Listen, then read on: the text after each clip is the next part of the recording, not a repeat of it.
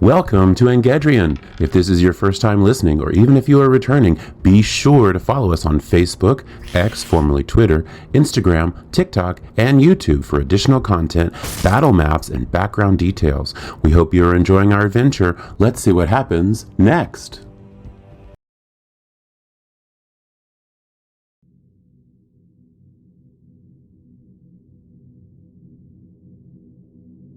Engedrian, a blue and green planet in the habitable zone of the star Isvara, is a planet thriving with life, which is orbited by the dragon moon. It is home to a great many species of thriving humanoids, including commonly dragonborn, dwarf, elf, gnome, halfling, human, tiefling, bugbear, lizardfolk, centaur, tabaxi, and every manner of half-species mix. Sequestered away in their own enclaves are Furbog, Goblin, Goliath, Kinku, Kobold, Minotaur, Orc, Turtle, and Yuan-ti. And everywhere, there can always be changelings. Engedrian is a natural flux point for multiverse transgressions, with many other species appearing and disappearing through some magic or portal from a distant universe. But Engedrian is also an ancient world, with its humanoid populations having become sentient, organized, and civilized more than 50,000 Isvarana ago. Civilization stability is fleeting, and at the moment, Engedrian is in the 5th age of civilization, built upon the ruins, magic, bones, history, and power of 4 previous ages. What great heights did these previous ages achieve? Very great heights of enormous technical and magical renown. But Engedrian today is less than 2,000 Isvarana into its current age. Magic abounds, but technology was all but lost. The current machinations and political schemes at work across the 12 kingdoms to control Engedrian, for good or evil, are in constant battle, though largely political and economic. All the while, the ancient Underdark civilization of the Drow and their kindred watch and wait for a surface world faction to emerge with whom they can align. One such kingdom, a southern hemisphere continent extending from the equatorial tropics to the frozen southern ice cap, is Pathilius, a largely agrarian melting pot of species with a military mandate to protect its southeastern shores and the rest of Engedrian from the vile darkness of Centernalfus.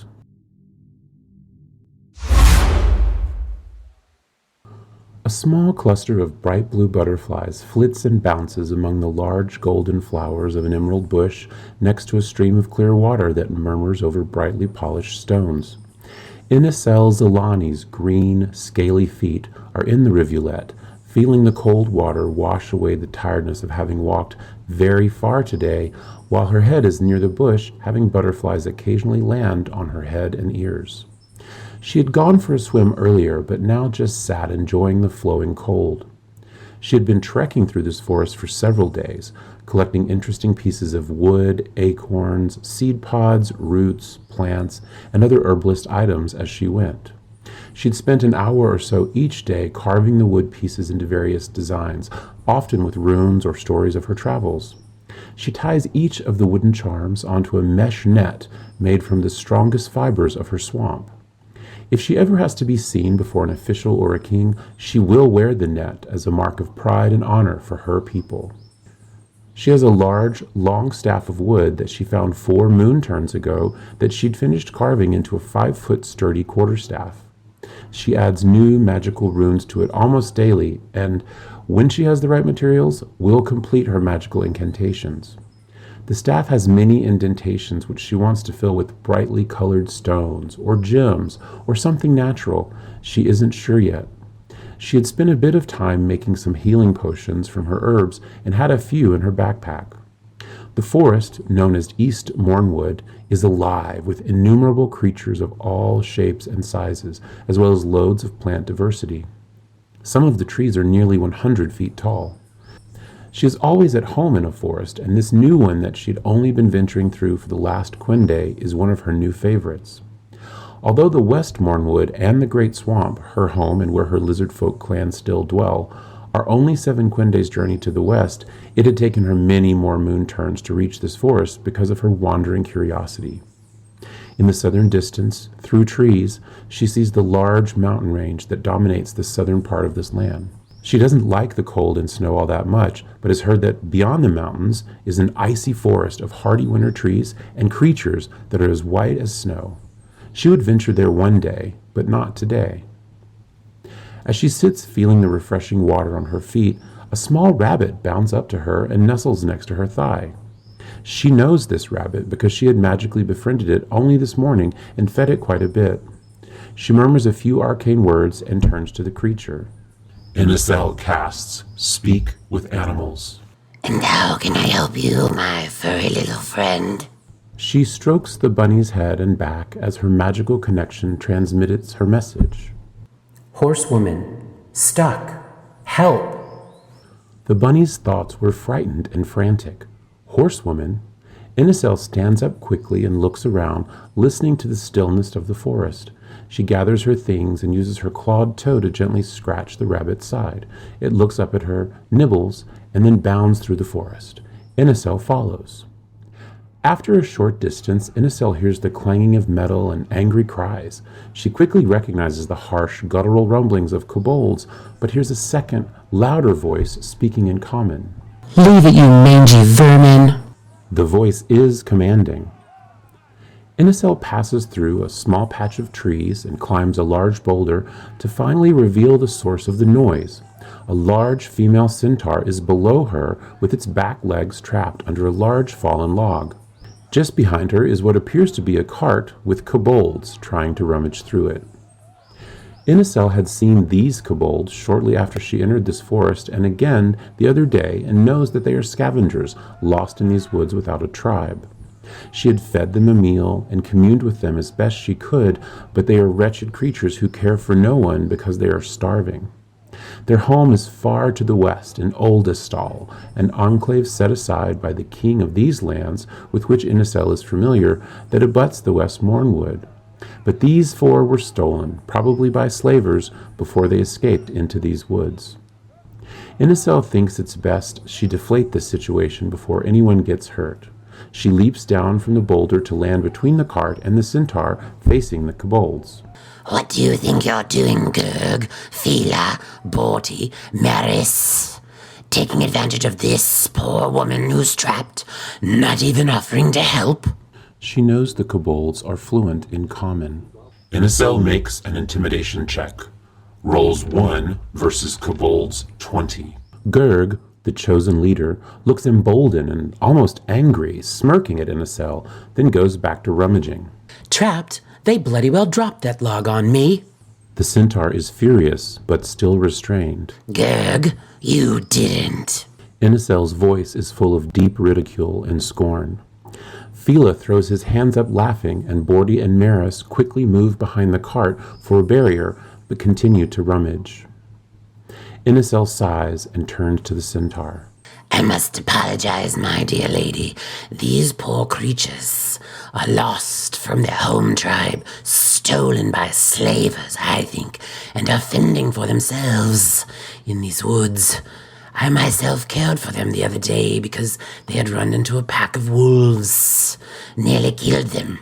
They are just hungry, and I'm sure they mean you no harm. She stares sternly at the kobolds, who possibly blushed a bit, but continue to rummage. You're a much better person than me. I'd skin them all alive. The centaur continues to struggle as the log appears quite too heavy for her to manage on her own.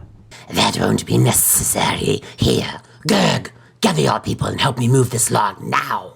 Inacel makes a persuasion check. Rolls 3 versus kobolds 20. The four creatures look at her with disdain and grumble to themselves. They drop the items they were scrounging. Slowly, they begrudgingly form up next to the log, lift it off of the centaur, and move it away. They mumble more angry words under their breath at Inacel. Inacel inspects the centaur's hindquarters and legs carefully and hands her a potion. Drink this, and you should be back to your normal self. Theophania drinks Potion of Healing. Rolls 8 hit points. The centaur, a bit untrusting but seeing true kindness coming from this lizard folk, drinks the potion. A sudden feeling of calm, strength, and wholeness comes over her. The back of her left leg seems to straighten a bit, and the swelling in her hind corner subsides. She stands up to her full height. Theophania makes an intimidation check. Rolls 13 versus Kobold's 9. Which sends the kobolds scattering through the woods, leaving all of her things behind. As Inicel examines the cart, which had sustained some damage, she notices fresh-skinned deer pelts in the back.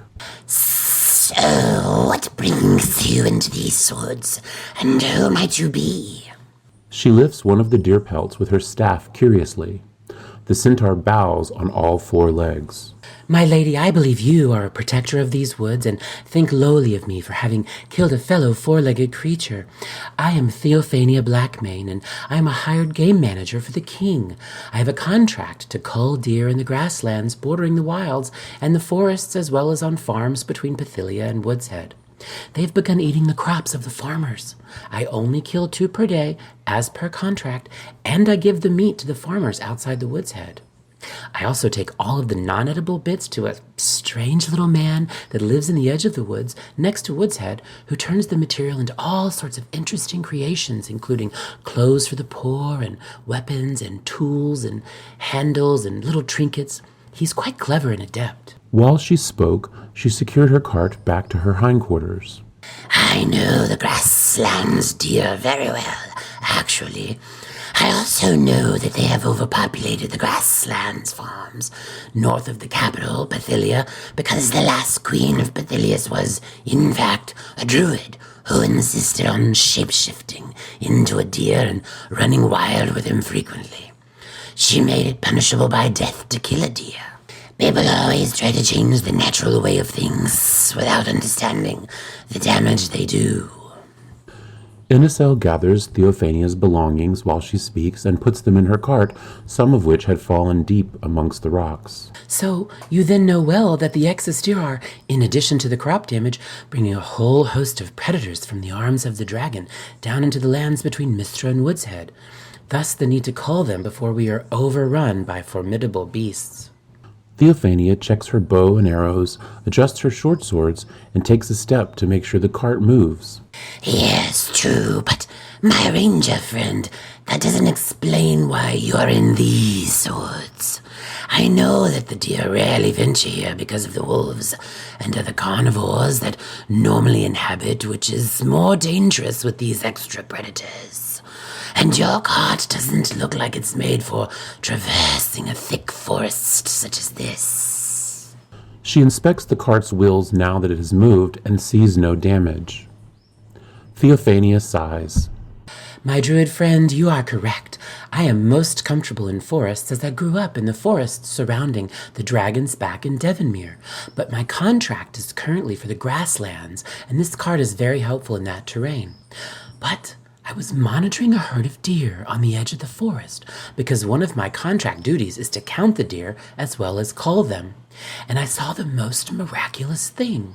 Among the herd of regular deer, composed of doe, buck, and fawn, there stood an enormous stag, which was 3 heights above the largest buck, with a rack of antlers that would span a great oak's canopy. It seemed to be made of shiny black glass, with swirls of red starlight inside of it. It looked at me directly. I could feel it looking at me. It nodded, and then it proceeded to lead the herd into the forest, something I would not have expected. As you said, the deer fear the forest mostly these days. This beast, whatever it was, couldn't have meant the deer a kindness in leading them in. So I followed. And, as you say, my cart is not really built for forest thickets, and the kobolds got the best of me. However, without my cart, there would simply be 4 dead kobolds. She folds her arms with confidence and smiles. What a strange, even bizarre story. Inicel looks off into the woods. Knowing nothing more than you have told me, I would guess it was either a face spirit, a shapeshifter, or some sort of demon avatar. I think perhaps it could have meant you harm, no? Best we leave and get you back to the grasslands, yes? With that, Inicel hops into the back of the cart and begins giving Theophania directions through the woods, going north for Woodshead. The dense evening crowd smells of sweat, manure, and fresh dirt as Fodinus Oradirk moves amongst them. Being a naturally sneaky bugbear, he flows among them as water through river stones. He wears a fine blue tunic, green linen shirt, gray pants, and sturdy black boots. However, his long, thin black coat, which has multiple deep pockets, charmed by a friend to make no noise, covers his outfit. The twin short swords on his hips made of iron, steel, and bronze are certainly ominous looking should one catch a glimpse of them, but they are no match for his two hidden weapons on his back, weapons he had earned and would never part with. It is late at the Woods Head Gambling Hall, and the final caged match of the night is about to begin. The bulk of the patrons, farmers and field hands that had been sowing, plowing, and struggling all day, sway aimlessly with the excess ale in their bellies. It is the last day of Drapira, the last moon turn of the harvest, and the last workday of the Quinday. Tomorrow is a holiday, the incalbulous lullaby, signifying the beginning of the sleep of cold days. Everyone is out late or until they have spent their last coin. Fodinus' hands are fast and the crowd is distracted by both alcohol and the apprehension of the next bout. He plans to score big. The headliner, a local favorite named Goshan, is to fight a new contender that has just arrived in town. Goshan is tall, wide, and composed primarily of muscle. He always fights bare-chested with no weapons or armor. Goshan is an uncommon spectacle. Most participants insist on some form of armor or weapons for the non-lethal matches. The half-human, half-orc has pale green skin, two ominous tusks, and yellow eyes with a shaved head. He wears only a leather kilt of his clan with a metal skull on his belt. He wears no shoes. Fodinus regularly attends cage matches because gambling is just in his nature. Luck has been his friend ever since that fateful night over in Isvara ago. He has seen Goshan devastate many opponents, but not in a moon turn, as there have been none. He is a bit excited to see what fool has agreed to this match. That, however, doesn't distract him from his main goal at this point in the evening. As he moves through the drunken crowd, he quickly snatches with the lightest of touch a few of the heavier coin purses he sees. Fodinus makes a sleight of hand check versus crowd's perception check. Rolls 10 versus crowd's 8. He is unsure of exactly how much his take would be from this crowd, but the heft of the silent purses collecting his long coat pockets seems mostly gold and silver. It is impossible to find a platinum piece in this crowd. Fodinus receives 107 gold pieces and 114 silver pieces. Goshan enters the cage. The crowd goes wild. Hands in the air, ale spilling across the heads, arms, and backs of everyone, they grunt out loud cheers and riotous screams for their champion. A small halfling wearing formal black robes and carrying only a wand while wearing the smallest little top hat walks to the center of the cage. He lightly swishes the wand and his voice is magnified 100-fold. My dearest fightmongers, welcome to tonight's final match between your champion, the beast from the east, the man with iron hands, the unholiest orc, Goshan. The crowd erupts in even louder applause. Fodinus quickly moves with the extra space freed up by the raised arms to the far side of the caged match crowd, leaving his last marks behind in hopes of fresh purses. Although there is a VIP section, the box is elevated and it's impossible to get into. More importantly, it is impossible not to be noticed among the lavishly dressed affluence that observes from there. Occasionally, on the way out, Fodinus can snatch a noble's purse or a lady's handbag, but the risk is often too great unless there is a lot of alcohol on board. Tonight could be the night.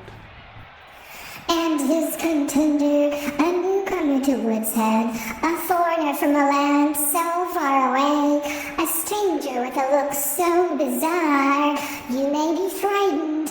Entering the cage, Chase Amber Dream, the non-lion. Fodinus pauses in his casing of the crowd to look at the new fighter. As sure as he is heard, a man-lion walks into the ring. He is stunning to behold. Fodinus has never seen such a creature and is not sure any land of Engedrian that he'd ever heard of is home to such beasts.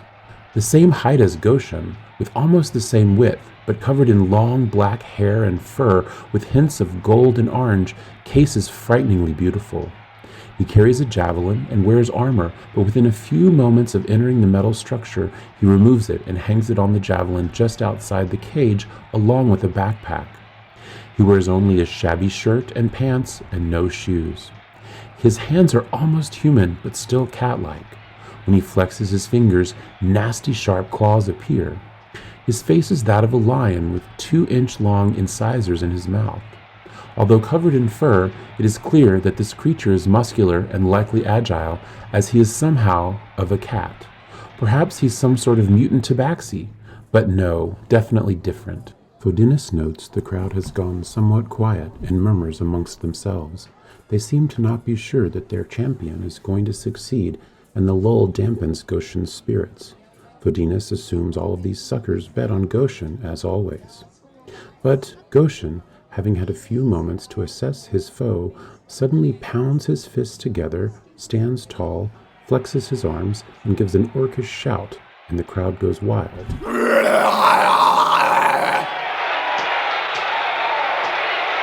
Goshen makes an intimidation check. Rolls 6. Case responds with a similar stance and releases a long, leonine roar. Case makes an intimidation check and daunting roar. Goshen makes a wisdom saving throw, DC 14. The crowd makes a wisdom saving throw, DC 14. Rolls 16. Goshen rolls 3. Crowd rolls 8. Goshen takes 2 steps back, almost frightened by the lion's display, and notices his fans are clearly scared, some backing away from the cage and others looking away. Goshen has disadvantage on initiative checks with Case. Let the dance begin. The halfling is now located outside of the cage on a small pedestal attached to the middle of the arena, about halfway up, so he can both see and be heard as he provides a blow-by-blow for the audience. Goshen and Case roll for initiative. Goshen rolls a 15. Case rolls a 22. Case attacks Goshen with unarmed attack. Rolls a 12 versus armor class 12 for a hit for 12 bludgeoning damage. Case leaps towards Goshen ferociously and swings his fist, making hard contact with Goshen's head and turning the half-orc slightly sideways. Fodinus watches the match with great interest, but realizes his opportunity for a few more purses is high. He's also bet on Case. Knowing nothing about Case, but with odds of 100 to 1, he never turns down the opportunity for a great reward. He even bet 50 gold pieces in hopes of scoring a huge on a win. Of course, the 50 gold pieces had belonged to someone else only a few hours ago, so he leaves the possible turn of fortunes to Case's fist. He returns his attention to the crowd and finds at least 5 marks in the perfect position for a push-through lifting maneuver. He begins his run, bending and melding his form to move unnoticed between the crowded bodies as best he can. Fodinus makes a sleight of hand check. Rolls a 26. 6 more purses and pouches are now hidden in the deep pocket of his inner coat. That will have to do it for the night unless he wants to suddenly look suspicious. The coat only hides the sound, not the bulk. Fodinus receives 118 gold pieces and 300 silver pieces. Goshen attacks Case. Rolls a 14 versus armor class 15 for a miss. Goshen swings out clumsily with his fists at Case, his knuckles deflecting off Case's chest. Case attacks Goshen with an unarmed attack. Rolls 18 versus armor class 12.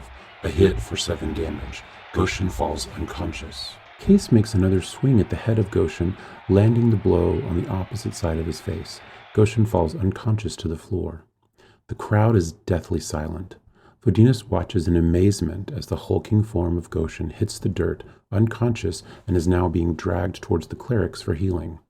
Case stands in the ring, his deep, heaving breaths expanding his massive chest in and out. He lets out another ominous roar, and the crowd explodes with cheers. Fodinus is sure the bulk of these fools have lost their money on the fight, but their good show and the new champion are just too much to hold back their applause. It suddenly strikes Fodinus that he is owed 5,000 gold pieces. He moves quickly over to the betting booth, which is not surprisingly empty of a line, and hands his parchment mark to the bet master.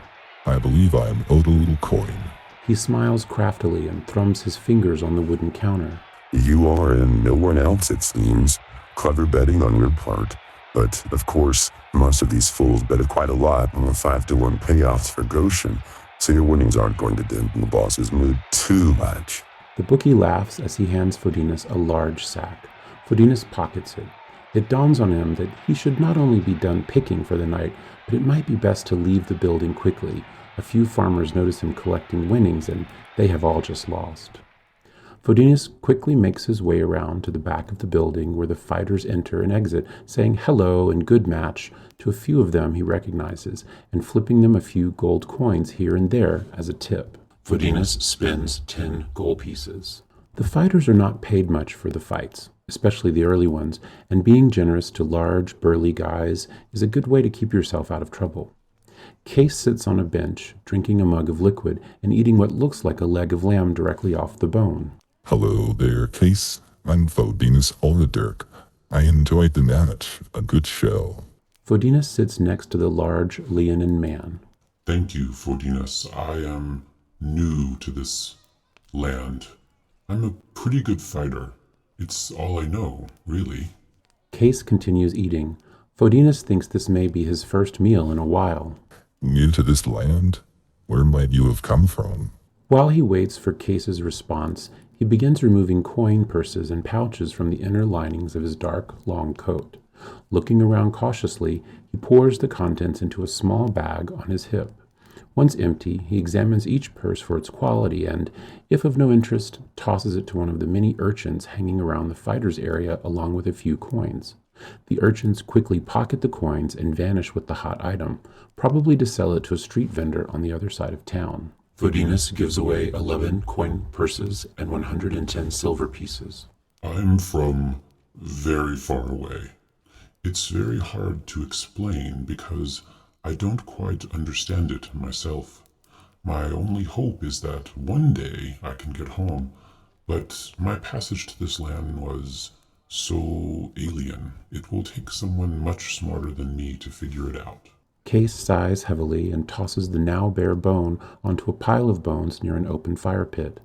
A large dog with black fur pads over, takes the bone, sits next to Case's feet, and begins gnawing on it. Case gently pets the dog's head. And do you think you'd like to enter more cage matches here? I'm sure they have you. You have the crowd's favor, no doubt. Fodinas, now having finished emptying all of the purses and dispensing with them, turns towards Case directly. The last item in his coat is the sack of winnings. He pours the sack of gold into his little bag, but leaves 100 gold pieces in it.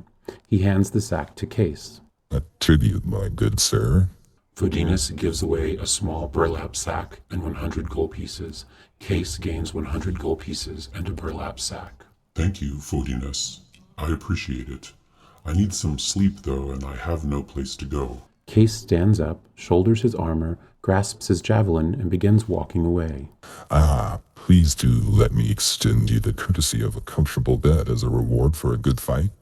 I happen to have a large room at an inn only a few blocks from here, which has 3 large beds, a giant bath, and is very quiet. You'll sleep peacefully, my treat. Fodinas smiles with his hands open. Fodinas makes a persuasion check versus Case's insight check. Rolls a 6 versus Case's 12. I appreciate it, but I have few belongings and little coin.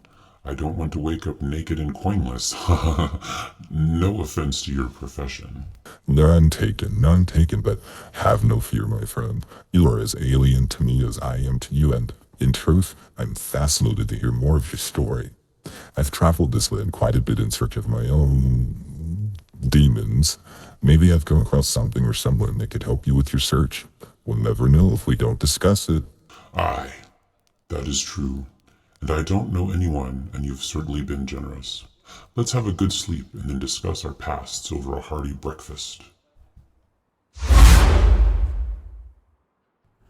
Isvara had set many hours ago, bringing on the cool darkness of the evening to the city of Woodshead. With the night always comes the opportunity for crimes, which means someone has to keep a lookout. Umgurn Luthra is only too happy to take on this role. His pale skin and yellow-green eyes are not fond of the daylight, as few drow are, but his exile to the surface requires adjustments to his way of life. He has a dark, deep hood for daytime movements that works well enough. He prefers being on duty at night. He sees well, and his long hair and pale skin frighten most people, giving him an advantage in deterring crime. Umgurn stands in the deep shadow of a building, looking out on the street. No one sees him, and he can watch the bulk of the boulevard from this point. The last cage match ended a while ago, and the drunken crowds are thinned to only an occasional straggler. Everything seems quiet. Umgurn leaves the shadows and walks to the Tavern of the Dragon's Wing and goes inside. The room is mostly empty, and the fire on the hearth is only a pile of bright embers. The barkeep cleans glasses and smiles at Umgurn as they are well acquainted. He pours a small mug of white liquid and slides it across the bar to him. Umgurn drinks the cow's milk in 2 gulps. The cool liquid is creamy and rich, his favorite, and unlike anything in the Underdark. Umgurn gives a long, deep, satisfied sigh. It's my favorite drink as well. A soft, purring voice startles him. Umgurn turns to see the face of the tabaxi smiling at him. That what, pray tell, could make a drow of the Underdark a fan of Mill? Strange that you would ask. I know many tabaxi from Paramos and the Bay of Sylvie in Planetherium, but none of them like beef's milk. In fact, they hate it, and insist on drinking primarily the fermented fruits of their tropical trees. Umgurn takes a pensive look, with a questioning finger on his left temple. Ah, yes. We are indeed a tabaxi in your world, as you say. We are called Belai in our home world, but we do not hail from this place you mention. In fact, we are afraid we are a bit alien to this world due to an unfortunate magical accident some time ago. Our name is Peace of the Puzzle, but you can call us Peace. They give a very low, gentle bow with both of their paws held together and pointed downward. Umgurn Luthra, born of Zalzil in the Underdark, ward of Woodshead, night guard for the people. Umgurn matches the deep bow, but with one hand on his heart and the other on his forehead. 2 more milks, please. The barkeep smiles and pours the 2 mugs for the new acquaintances. For me, the beverages of the Underdark are all vile, bitter, and in one way or another, make my head not my own. Even the water is a bit sour, but this... He pauses, looking at the mug. This is blissful, creamy magnificence. He swallows the mug in 3 gulps. Fascinating. In our home, far away and across a sea of blackness, beef's milk was a delicacy of our people, and, in fact, we held the bovines in very high regard, keeping them as temple-protected beasts. But of course, unlike here where you have the Minotaur, dangerous creatures, our bovine lineages were restricted to the wild Banes and Gar, and then our domesticated breeds that we use for their milk. Peace drinks their milk slowly. You do not eat the meat of cows where you are from? Peace seems to stare off in horror for a moment. No, that would be unsettling. All the tabaxi I know from here, mind you, are carnivores through and through. Umgurn frowns. Ah, yes. Well, there are many beasts in our homeworld which freely roam the mountains, valleys, and plains, which produce delectable meat. We hunt them and eat them primarily. But, of course, even that must be done in moderation to keep the balance of life and death in check. Peace finishes their milk and turns to face Umgurn more directly. The Four Shallows clan of the Everstream were, should still be, a tabaxi, as you call us, of vibrant riches and masterful artists. For generations, we have studied all manner of art and creativity, as well as the ways of the total mind-body complex. We, for example, have always been one to catalog events around us in word, song, and poem. Total mind-body complex? Umgurn has also faced Peace and is smiling curiously. Peace makes an athletics check. Rolls a 22. Peace pauses, stands up from their stool, places 1 foot on the ground, and then extends their foretoe so that they put all of their weight on it. Their other leg comes up to their hip, and both of their arms extend behind them. They hold this pose for nearly a minute, motionless. Then they blink and return to their seat. No doubt you are accomplished in the arts of attack, as well as being pretty hard to hit with such control. Umgern looks the cat up and down. Peace smiles. If possible, we avoid fighting and simply spend our time putting into words all of the beautiful things we see around us, and sometimes the ugly. But yes, when violence is the only choice, we are effective. Pardon me for asking, Peace, but you refer to yourself collectively? We, us? Are there more of you, or is it just how you are speaking common here? Yes. One of the most curious things we have noticed in this world is your very harsh division of things into masculine and feminine, into me and you, wen and men, male and female, us and them.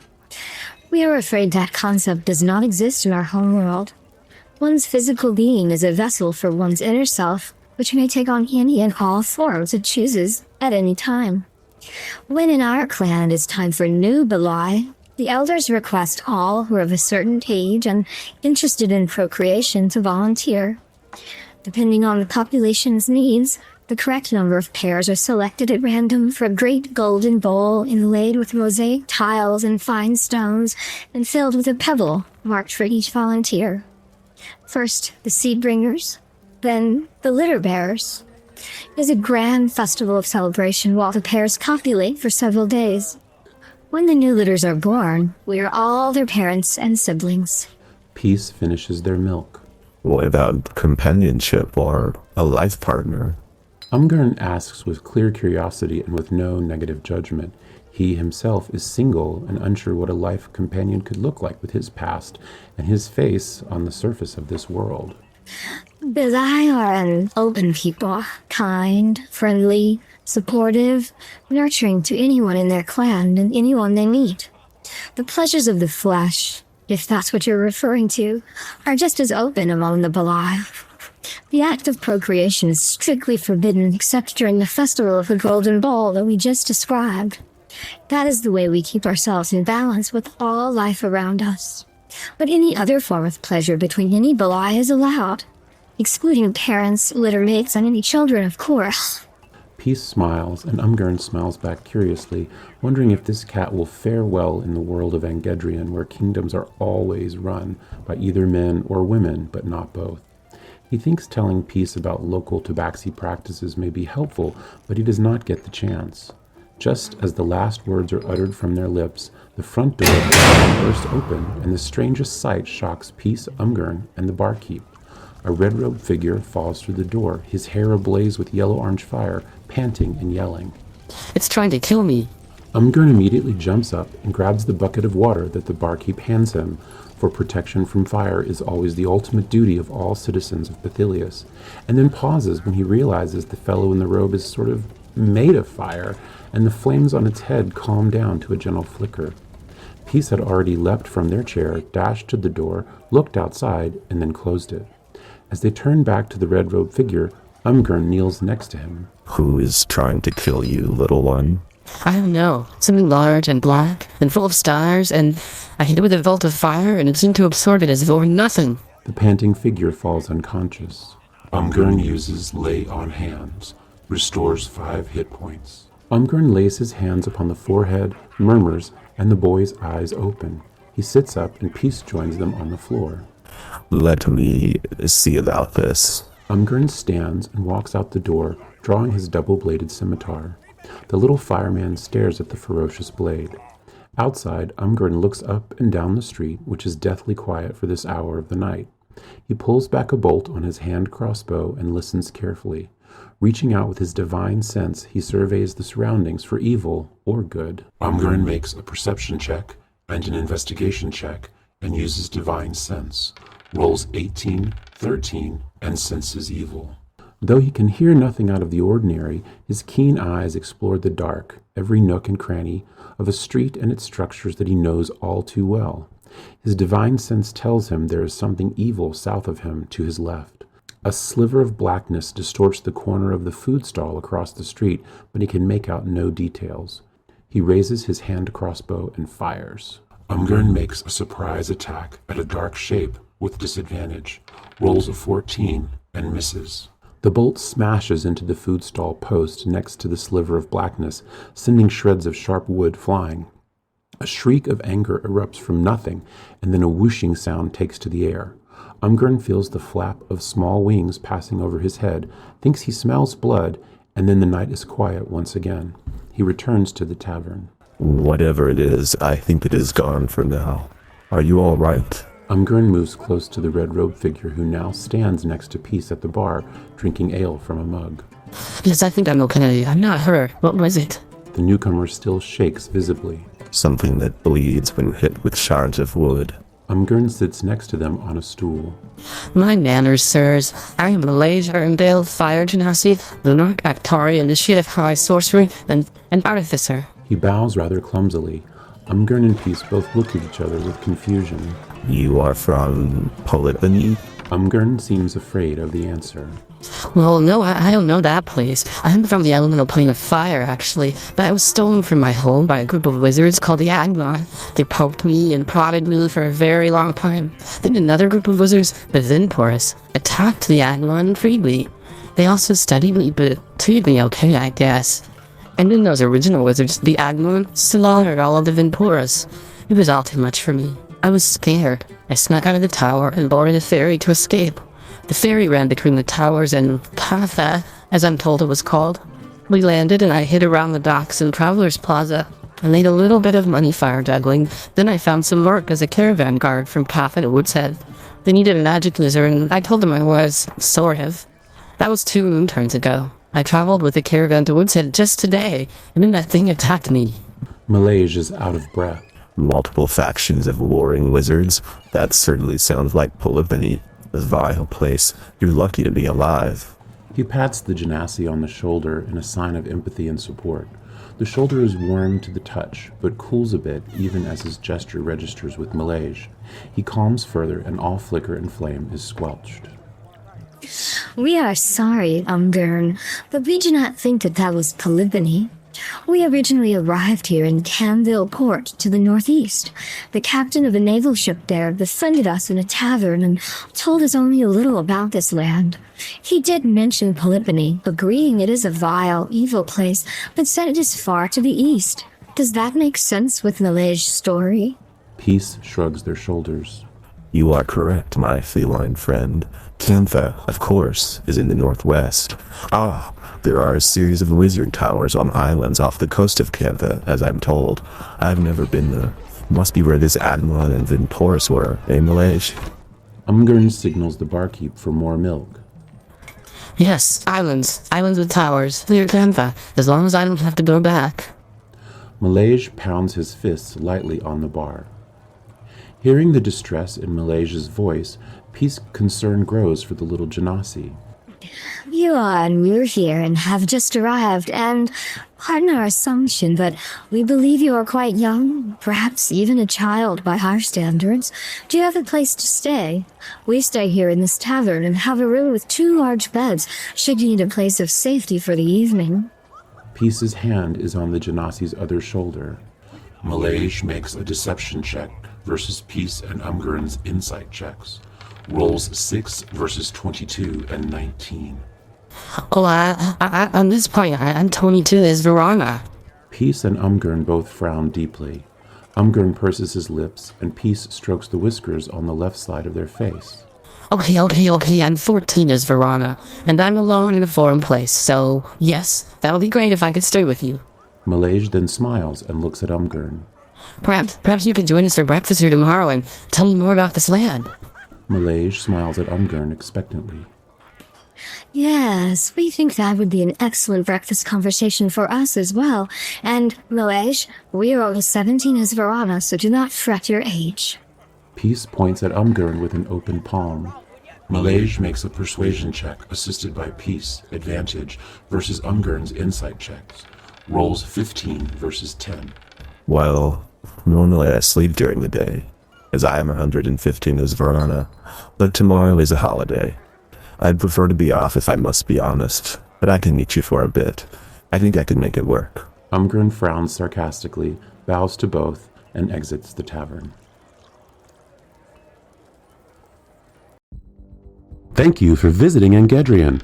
Don't forget to find us on Facebook, X, formerly Twitter, Instagram, TikTok, and YouTube for additional content, battle maps, and background details. We hope you're enjoying our adventure. We can't wait to hear what happens next.